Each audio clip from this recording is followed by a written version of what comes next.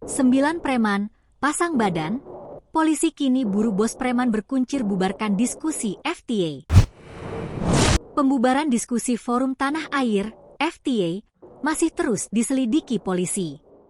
Meski, penyidik saat ini sudah menetapkan 9 tersangka.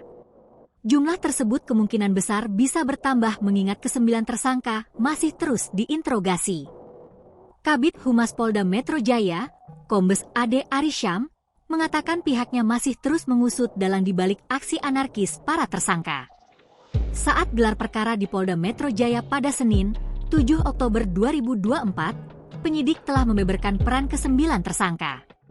Namun, dari ke-9 tersangka tersebut tidak disebutkan berperan sebagai sosok yang memerintahkan para tersangka lainnya. Mengutip Tribunnews.com, 9 tersangka tersebut adalah inisial FEK, MR, GW, YS, RR, YL, WSL, FMC, dan RAS.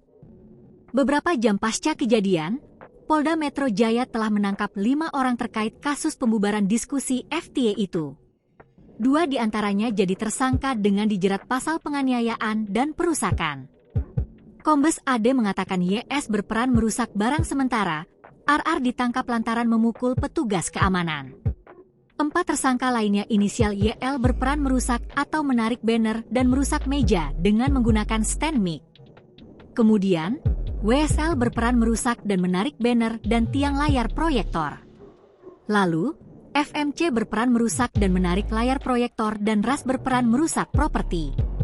Hingga kini, pihak kepolisian belum dapat mengungkap siapa sosok yang memberikan perintah untuk membubarkan acara tersebut. Masih dilakukan pendalaman, mohon waktu. Penyidik sedang mengumpulkan fakta-fakta lanjutan, ujar Kombes Ade.